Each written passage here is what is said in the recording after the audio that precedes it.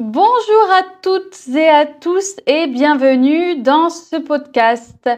Aujourd'hui, nous allons parler d'un produit que vous avez sûrement vu dans la salle de bain de votre mère, sur les étagères des supermarchés ou dans les clips musicaux, le rouge à lèvres. Coloré, provoquant, élégant ou discret. Le rouge à lèvres a toujours été bien plus qu'un simple produit cosmétique. Il raconte une histoire complexe entre beauté, pouvoir, politique et libération. Préparez-vous à remonter le temps. Le rouge à lèvres a une histoire vieille de plus de 5000 ans. Il apparaît pour la première fois en Mésopotamie, une des premières civilisations de l'humanité. Les femmes utilisaient alors des poussières de pierres semi-précieuses mélangées à de la graisse animale pour colorer leurs lèvres.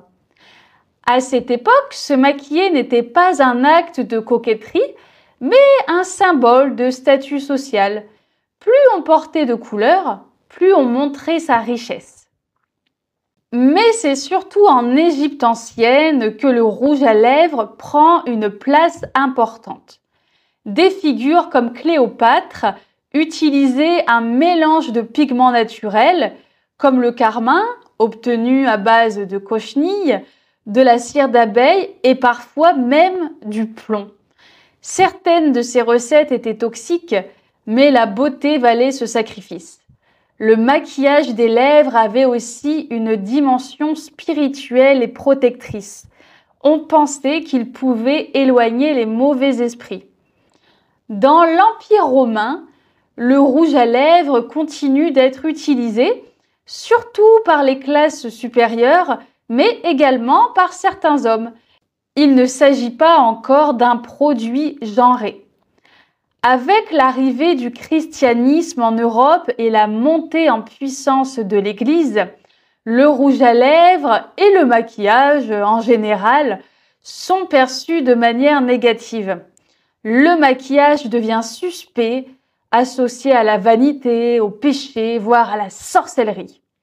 Les femmes qui se maquillent sont souvent jugées comme légères ou manipulatrices.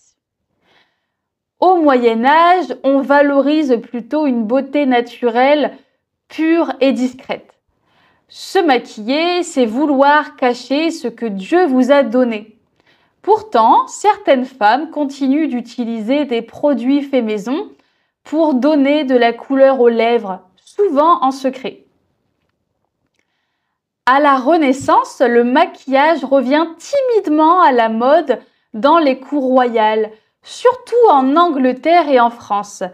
La reine Élisabeth, au XVIe siècle, portait du rouge à lèvres de manière très voyante, ce qui inspirait les femmes de la cour. Mais l'usage restait limité à certaines élites. C'est vraiment à la fin du XIXe siècle que le rouge à lèvres moderne commence à apparaître.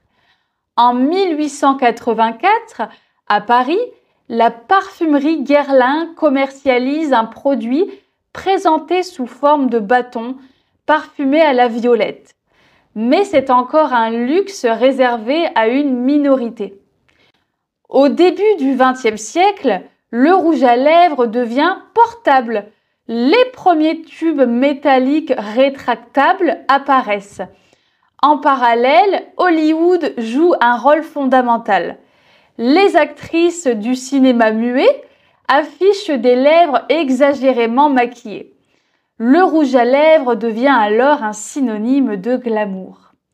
Dans les années 1920, le rouge à lèvres foncé devient un symbole d'indépendance féminine. Il est associé à une certaine idée de la femme libre qui fume, danse et sort sans chaperon. Pendant la Seconde Guerre mondiale, alors presque tous les produits de luxe sont rationnés, le rouge à lèvres, lui, est encore produit. Pourquoi ?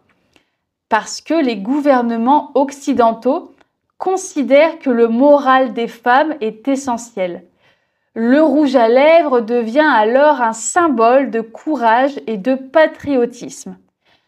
Une anecdote célèbre, en Grande-Bretagne, Winston Churchill aurait refusé d'arrêter la production de rouge à lèvres pendant la guerre car, selon lui, il avait un effet positif sur le moral des troupes et de la population. Dans les années 1960 et 70, le rouge à lèvres se retrouve au cœur de débats féministes. Certaines militantes le rejettent, le considérant comme un outil d'oppression, un moyen de normer la beauté féminine au profit des hommes. Mais d'autres femmes, au contraire, affirment leur droit à choisir leur apparence. Le maquillage devient alors un terrain de revendication. Je me maquille pour moi, pas pour plaire. Aujourd'hui, le rouge à lèvres n'est plus réservé aux femmes. Il est utilisé par des personnes de tout genre dans un contexte beaucoup plus fluide. Le maquillage devient un outil d'expression personnelle, artistique, voire politique. Certaines stars masculines n'hésitent pas à porter du rouge à lèvres sur scène ou dans des campagnes publicitaires. Sur les réseaux sociaux, des millions de tutoriels montrent comment se maquiller sans aucune barrière de genre. Côté marketing, les marques misent sur la diversité en proposant des dizaines de teintes pour tous les types de peau. Et le rouge à lèvres reste un produit fort. Selon certaines études, il est le premier cosmétique acheté par les adolescentes. Alors, que retenir de tout cela ? Eh bien, le rouge à lèvres est bien plus qu'un objet de beauté. C'est un miroir de notre société, un marqueur des luttes pour la liberté, l'égalité et l'identité. À travers les siècles, il a été tour à tour un luxe, un scandale, une arme et un art. La prochaine fois que vous verrez un rouge à lèvres, pensez donc à tout ce qu'il représente. Car derrière ce petit bâton coloré, il y a des milliers d'années d'histoire, des combats, des révolutions et beaucoup de rouge.